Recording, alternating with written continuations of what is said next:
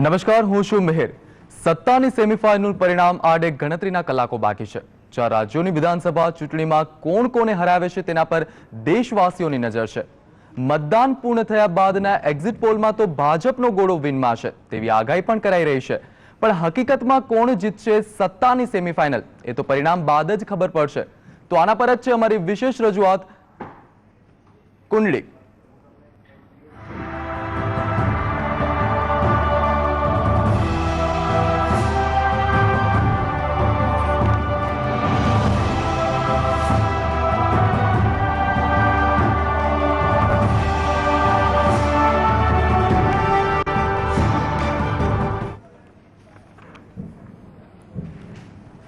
તો કોઈને શિખર પર પહોંચાડી દે તો કોઈને ભોંય ભેગા કરી દે। વાત છે 4 રાજ્યોના ચૂંટણી પરિણામોની। તો કયા પક્ષના સિતારાઓ બુલંદ છે અને કયા નેતાના ગ્રહો તેજ છે, કોનું ભાગ્ય કોનો સાથ આપશે, કોની શરૂ થવા જઈ રહી છે પનોતી। આવો જોઈએ રાજકારણના રાહુ કેતુ। તો આ વિશે જ વધુ ચર્ચા માટે જીએસટીવી સ્ટુડિયોમાં ઉપસ્થિત છે જ્યોતિષ આચાર્ય યકીનભાઈ જાની। યકીનભાઈ, આપનું જીએસટીવી સ્ટુડિયોમાં સ્વાગત છે। સૌપ્રથમ આપને પૂછવા માંગીશ કે કુંડળીને આધારે કહેશો કે 4 રાજ્યોમાં ચૂંટણીમાં કોને વધુ ફાયદો થશે? જો જનરલી 4 રાજ્યોની કુંડળીની વાત કરીએ તો ભાજપ અને કોંગ્રેસના ઘણા અનુભવી નેતાઓ આ વખતના ઇલેક્શનમાં ઊભા છે અને ઘણી બીજી વાત કરીએ તો મોદી ફેક્ટર છે, કોંગ્રેસની બધી વાતો છે। આ બધાના સર્વે પ્રમાણે જોઈએ તો ઘણી બધી જગ્યાએ ભાજપને ફાયદો થાય, પણ દિલ્હીની અંદર આમ આદમી પાર્ટીના લીધે કોંગ્રેસને મોટું નુકસાન થઈ શકે છે। પણ રાજસ્થાન અને છત્તીસગઢમાં પણ ભાજપને ફાયદો થશે, પણ થોડી ટક્કર રહેશે। પણ એકંદરે જોવા જઈએ તો ભાજપને આ ઇલેક્શન દરમિયાન ઘણો મોટો ફાયદો થશે। યકીનભાઈ, શું મોદી ફેક્ટર કામ કરશે આ સત્તાની સેમીફાઇનલમાં? હા, ચોક્કસ, કારણ કે આ ઇલેક્શનનું જે કેમ્પેનિંગ પણ થયું છે પહેલેથી પણ, તો મોદી ફેક્ટર બહુ મોટો અગત્યનો ભાગ છે। અને એ રીતે એમની કુંડળીનું એનાલિસિસ કરીએ તો 17/9/1950ના દિવસે 10:30 વાગે વડનગરમાં સવારે એમનો જન્મ થયો હતો અને તુલા લગ્નની કુંડળી ધરાવે છે। હવે અત્યારની કુંડળીમાં જો ગોચરના ગ્રહોનું એમાં એનાલિસિસ કરીએ તો તુલા લગ્નની કુંડળીમાં લગ્નની અંદર શનિ અને રાહુનું કોમ્બિનેશન છે। આ તુલા લગ્નમાં શનિ ઉચ્ચનો થાય છે, એટલે કે 10મા સ્થાન અને 9મા સ્થાનનો માલિક થઈને અહીંયા રાહુ સાથે યુતિ કરે છે। આ ગ્રહો એટલા બધા એક્સ્ટ્રાઓર્ડિનરી કામ કરે છે કારણ કે શનિ અને રાહુની દ્રષ્ટિ એ 7મા સ્થાન એટલે જાહેર જીવન ઉપર પડે છે અને જાહેર જીવન સ્થાનનો માલિક અત્યારે મંગળ થોડા સમય પહેલા લાભ સ્થાનમાં હતો અને ઇલેક્શનના સમય દરમિયાન એ 12મા સ્થાનમાં હશે। આ ગ્રહો એ વ્યક્તિને એની વિચારધારા પ્રમાણે જાહેર જીવનમાં લોકપ્રિયતા અપાવે। સાથે સાથે ગુરુનું 9મા સ્થાનની અંદર ભ્રમણ એટલે ગજકેસરી યોગ કરે છે, ગુરુ અને ચંદ્રનો ગજકેસરી યોગ થાય છે। એના કારણે એમની વાણી દ્વારા, કારણ કે વાણી સ્થાનની અંદર એમને મંગળ અને ચંદ્ર છે, ગમે તેવી પ્રકારની એન્ટી વાણી હશે, જેમ કે કોઈ પણ પ્રકારના નેગેટિવ વલણ દ્વારા પણ અથવા કોઈ પણ કટાક્ષ દ્વારા, જેમ કે હમણાં જોઈએ તો 370નો મુદ્દો ઉઠાવ્યો, એવા મોટા ઇસ્યુને ઊભા કરીને પણ વાણી દ્વારા એ પોતાની લોકપ્રિયતામાં વધારો કરતા જશે। આ ગ્રહો એના ગોચરના ગ્રહો સાથે અને મહાદશા અંતરદશામાં જબરદસ્ત ફાયદો કરાવે છે। આમ વાત કરીએ તો 14/11/2013 થી 5/1/2014 સુધીની અંદર નરેન્દ્ર મોદીનું વાતાવરણ ચાલશે। આમ કહીએ તો કહીએ છીએ કે મોદી ફેક્ટર ચાલશે, મોદીનું જ વાતાવરણ 5/1/2014 સુધી રહેશે।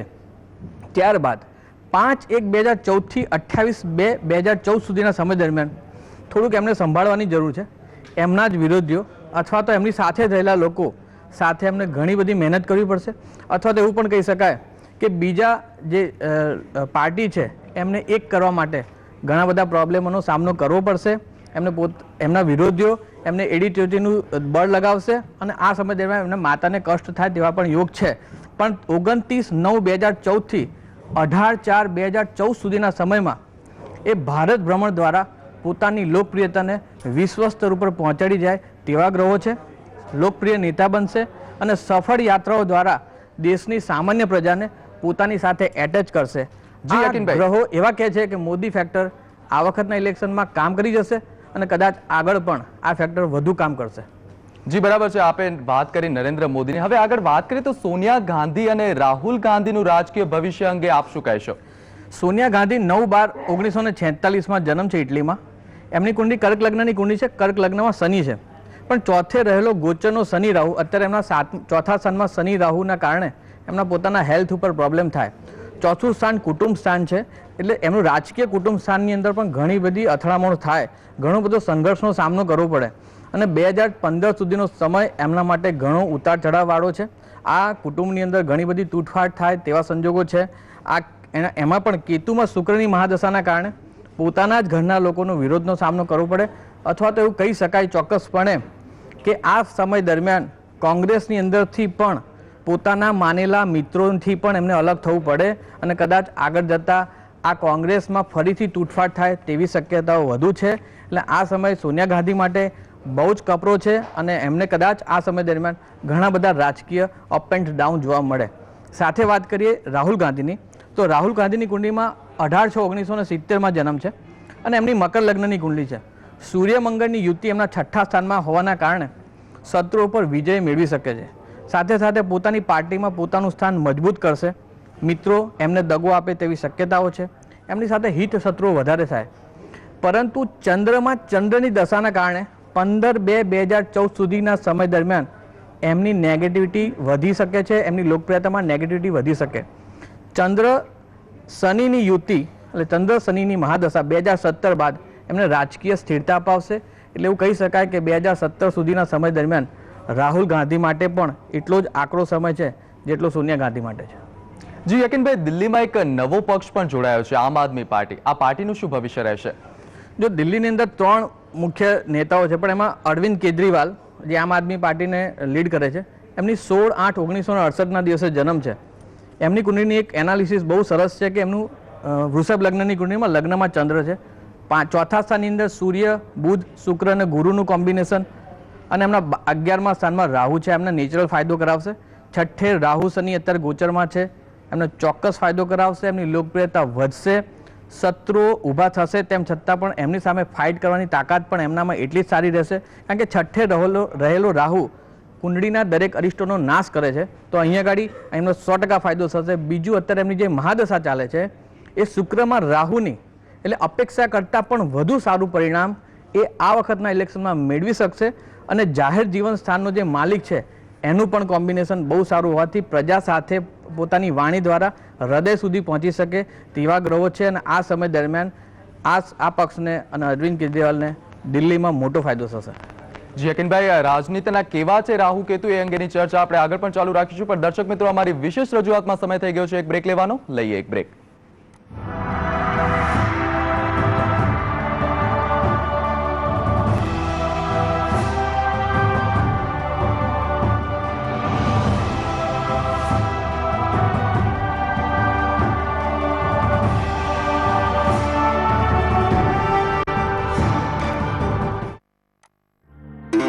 मैंने जो कुछ दिन गुजरात में बिताए वो उम्र भर मेरे साथ रहेंगे. कच्छ में यूं लगा कि इंसान इतनी मेहनत क्यों करता है चांद पर जाने की. यहां तो चांद खुद ही धरती पर उतर आता है. गिर का शेर आंखों से आंखें मिलाकर पूछता है, कौन हो बेटा तुम, तुम्हारे जैसे बहुत देखे मैंने. सोमनाथ के मंदिर में शिव के सामने नतमस्तक होकर मैं अपने सभी डायलॉग भूल गया. धोलावीरा और लोथल में हमारी सभ्यता के पदचिन्ह, द्वारका में कृष्ण की लीला और साबरमती में बापू की आत्मा. कहां मिलेगा इतना सब कुछ एक साथ में. कुछ दिन तो गुजारिए गुजरात में. हा?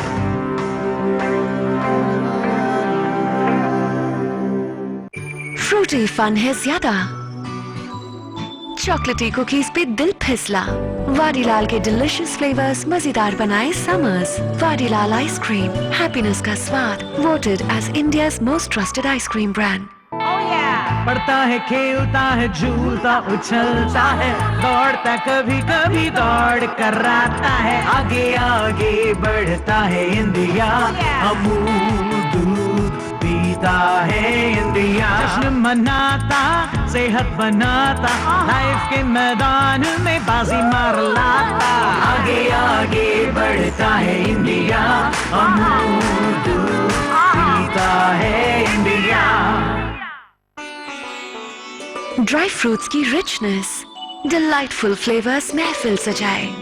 ये है वाडीलाल के शाही नजराने। वाडीलाल आइसक्रीम, हैप्पीनेस का स्वाद, voted as India's most trusted ice cream brand. કેમ આટલા હરખાવ છો?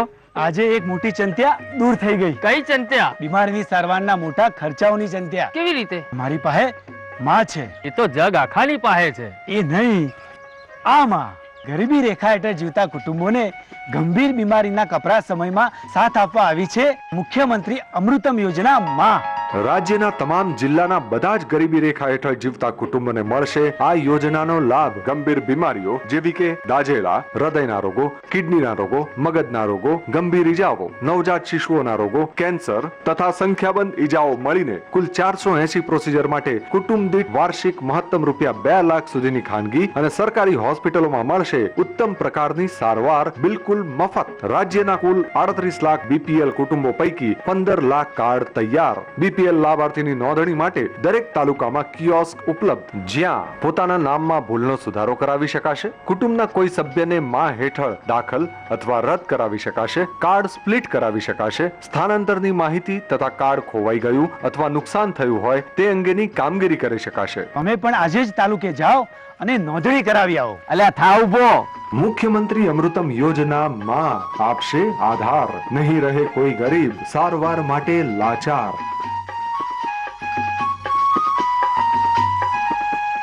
સૌનો સાથ, સૌનો વિકાસ।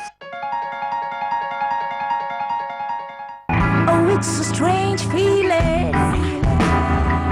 rising from deep inside. Give in to the rich, chocolatey experience of Vadilal Bada Bite. I wanna Happiness जो चलती जाए। ચાલો જમવા। ખાતા પહેલા સાબુથી ધોવા જોઈએ હાથ, નહીં તો થઈ જઈએ બીમાર। જમતા પહેલા ઘસી ઘસીને હાથ ધોવો સાબુથી। આ સિવાય પણ સાબુથી હાથ ક્યારે ધોવા જોઈએ? જાજરો જઈને તરત જ નિશાળમાં શીખવાડ્યું, જેના ચોખ્ખા હાથ તેની તંદુરસ્તી સારી।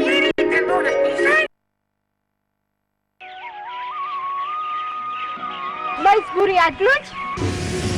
એ તો વાવીએ એવું લણીએ અને ખવડાવીએ એવું પામીએ। છોડો આ ચરાવવાની અને ખોરની મોકાળ, ભૂરીને આપો સાગર દાણ, પૌષ્ટિક ને સમતોલ, તોય ઓછા મોલ। પણ પેઢીઓને જો તારવી હોય તો ઉત્તમ ઓલાદનો વિકલ્પ ના કોઈ। કૃત્રિમ બીજ દાન કરાવો, બેસ્ટ ક્વોલિટીનો સિમેન્ટ ડોઝ લાવો। દૂધસાગર ડેરીએ સ્થાપ્યું છે ભારતનું ટોચનું ગણાતું સિમેન્ટ સેન્ટર, જ્યાં ઉત્તમ નસલના પાડાનું સિમેન્ટ વૈજ્ઞાનિક ઢબે એકત્ર કરીને સાચવવામાં આવે છે। ટૂંકમાં સાગર દાણ વધારે દૂધ ઉત્પાદન અને સાગર સિમેન્ટ ડોઝ આપે ઉત્તમ ઓલાદ। જેવું વાવો એવું લણો મૈયા, બહેગી दूध की नदियां। Protein, fats, vitamin, carbohydrate, minerals थी भरपूर समतोल અને પૌષ્ટિક આહાર, નહીં નફો નહીં નુકસાનના ધોરણે। સાગર દાણ અપનાવો અને સુખનો સાગર છલકાવો।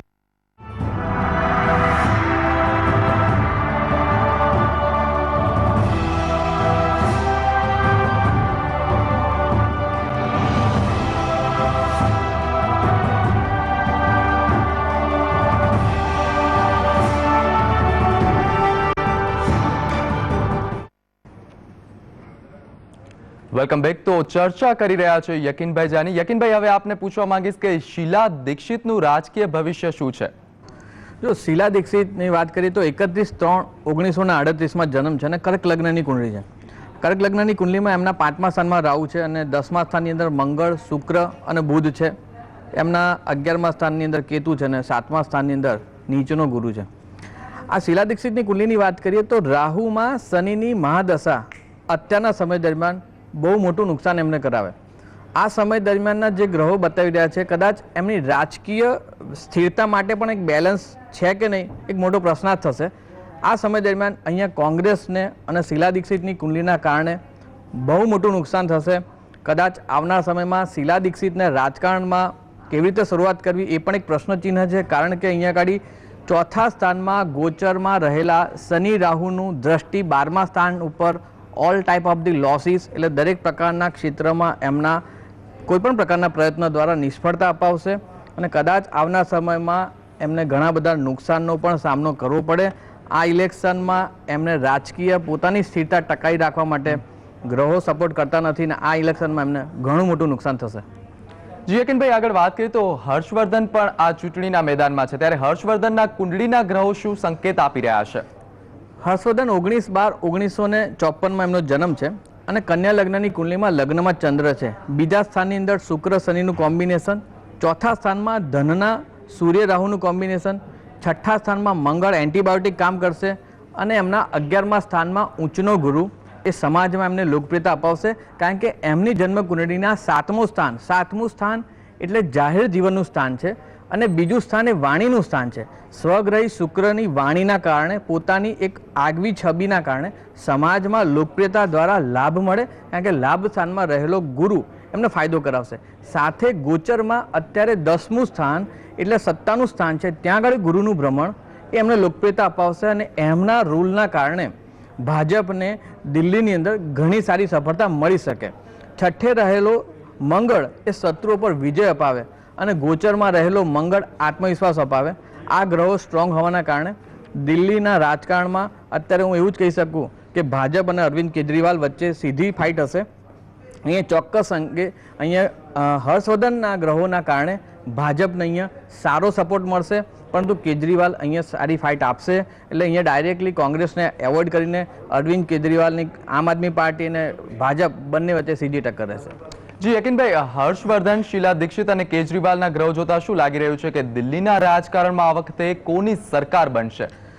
જો આ ગ્રહો જોતા હર્ષવર્ધન અને અરવિંદ કેજરીવાલ, શીલા દીક્ષિતની કુંડલીમાં ડાયરેક્ટ અરવિંદ કેજરીવાલ અને હર્ષવર્ધન ઉપર સીધી ફાઇટ છે, પણ નેચરલી બેનિફિટ અહીંયા આગળ ભાજપને મળે, કારણ કે ભાજપના હર્ષવર્ધનની કુંડલી ઘણી સારી છે, પરંતુ આમ આદમી પાર્ટીના અરવિંદ કેજરીવાલ નવા હોવાના કારણે પણ એમને એક બહુ મોટી પાર્ટી કોંગ્રેસને માર આપશે, એને કોંગ્રેસના વોટો પોતે લેશે, એટલે એમનું પણ સ્થાન અહીંયા મજબૂત છે, પણ નેચરલ થોડોક એક્સ્ટ્રા બેનિફિટ અહીંયા ભાજપને મળશે. જી, વાત કરીએ આગળ રાજસ્થાનની, તો રાજસ્થાનના રાજકીય ભવિષ્ય અંગે આપ શું કહેશો? રાજસ્થાનનું રાજકીય ભવિષ્ય પહેલાં પણ એવું છે કે ઘણીવાર કોંગ્રેસની સરકાર આવતી હોય, ઘણીવાર ભાજપની, વારંવાર અદલા બદલી થતી હોય છે, પરંતુ આ વખતે વસુંધરા રાજે સિંધિયા અને અશોક ગેહલોત વચ્ચે સીધી લડાઈ છે. અહીંયા આગળ પણ વાત કરીએ તો વસુંધરા રાજે સિંધિયાની કુંડલી જો જોઈએ તો એમની પણ વૃષભ લગ્નની કુંડલી છે. જુઓ તો નરેન્દ્ર મોદી સાહેબની કુંડલી વૃષભ લગ્નની છે. વસુંધરા રાજે સિંધિયા એમની પણ કુંડલી વૃષભ લગ્નની છે. શિવરાજ સિંહ એમની પણ વૃષભ લગ્નની છે. એટલે શુક્ર આ વખતના સમય દરમિયાન ઘણા એક્ટિવ છે અને એ લોકો અત્યારે સત્તામાં વિજય મળે તેવી શક્યતા છે. વસુંધરા રાજે સિંધિયાનો જો ભૂતકાળના અનુભવ દ્વારા આ વખતના ઇલેક્શનમાં એમને બહુ મોટો ફાયદો થશે. એટલે ભૂતકાળના જે પણ પ્રકારના અનુભવોને ભેગા કરીને એમને આ વખતે જે પણ એપ્લિકેશન કરી છે ઇલેક્શન દરમિયાન, એમાં એમને ઘણો મોટો ફાયદો થાય. પરંતુ છઠ્ઠા સ્થાન ઉપર શનિનું ગોચરનું અને રાહુ અને શનિનું ભ્રમણના કારણે ઘણા બધા અરિષ્ટોનો એ નાશ કરી શકે તેવી કુંડલી આ વખતના ઇલેક્શનમાં બતાવી રહી છે. તેમના જ નજીકના લોકોનો ઘણો વિરોધ એમને સહન કરવો પડ્યો હશે. આ વખતનું ઇલેક્શન એમના માટે ઘણું કપરું રહ્યું છે અને મંગળમાં શનિની મહાદશાના કારણે એક સંઘર્ષમય રીતે આ વખતનું ઇલેક્શન લડ્યું છે અને આ ઇલેક્શન દરમિયાન એમને નેચરલ ફાયદો થશે, કારણ કે એમને ફાઇટ સારી આપેલી છે. એમની જ કુંડળીના ગ્રહો એમને ઘણો સારો સપોર્ટ અત્યારના સમય દરમિયાન કરાઈ રહ્યા છે. આગળ વાત કરીએ મધ્યપ્રદેશની, મધ્યપ્રદેશના રાજકીય ભવિષ્ય અંગે આપ શું કહેશો? મધ્યપ્રદેશની અંદર શિવરાજ સિંહ અને જ્યોતિ રાજેન્દ્ર સિંધિયા બંને ડાયરેક્ટલી ફાઇટમાં છે જે કુંડલી પ્રમાણે. તો શિવરાજ સિંહ 5/3/1959 અને છઠ્ઠે રાહુ એમની કુંડલીમાં, એમની બી વૃષભ લગ્નની કુંડલી છે, લગ્નમાં મંગળ છે અને છઠ્ઠે ગોચરમાં રહેલો રાહુ એમને દરેક પ્રકારનો ફાયદો કરાવે. એક યોગ છે કે છઠ્ઠા સ્થાનમાં રહેલો રાહુ કુંડળીના દરેક પ્રકારના અરિષ્ટોનો નાશ કરે છે. તો અહીંયા નેચરલ એમને છઠ્ઠા સ્થાનમાં ગોચરના રાહુનું રિઝલ્ટ સારું મળશે. લગ્નમાં મંગળ અને 7મા સ્થાનમાં ગુરુ, 7મું સ્થાન જાહેર જીવન સ્થાનનું છે, તેમાં લોકપ્રિયતામાં વધારો કરશે. ગુરુની અંદર મહાદશામાં રાહુની અંતરદશા હોવાના કારણે પણ આ દશા એમને ફાયદો કરાવશે.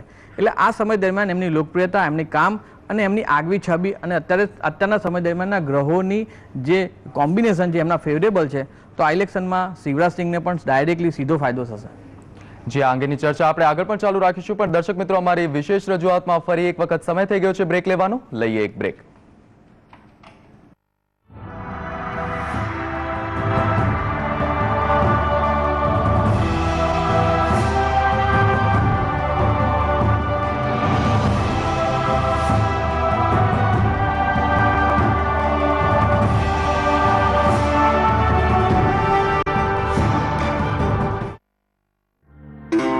मैंने जो कुछ दिन गुजरात में बिताए वो उम्र भर मेरे साथ रहेंगे।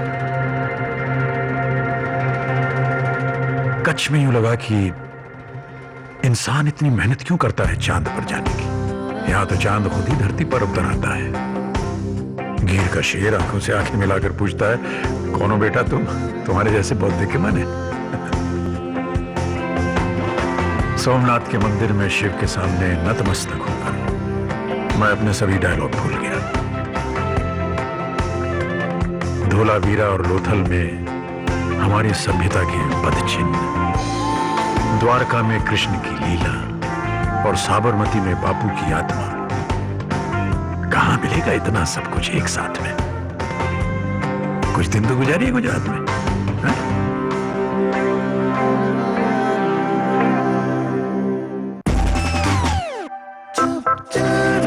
हो गया ना फ्लिंगो, बाहर क्रंची, फिर क्रीमी और अंदर यमी फ्लेवर, यानी हर बाइट में सरप्राइज। मिली चाय का ब्लेंड जिसे बनाया है वाघ बकरी टी एक्सपर्ट्स ने, जो रहे 12 महीने एक समान। तुम्हारे हाथ की चाय हमेशा एक जैसी बढ़िया। मिली चाय, बुक्की, पत्ती और बारीक दाने के 5 किलो पैक, जो दे ज्यादा कप का वादा। वाघ बकरी उत्पादन।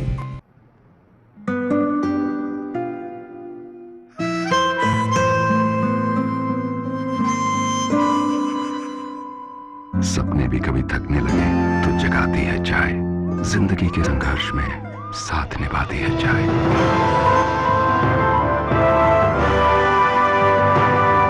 जिवराज लाइन चाय, संघर्ष का साथी। मिली चाय का ब्लेंड जिसे बनाया है वाघ बकरी टी एक्सपर्ट्स ने, जो रहे 12 महीने एक समान। तुम्हारे हाथ की चाय हमेशा एक जैसी बढ़िया। मिली चाय, बुक्की, पत्ती और बारीक दाने के 5 किलो पैक, जो दे ज्यादा कप का वादा। वाघ बकरी उत्पादन।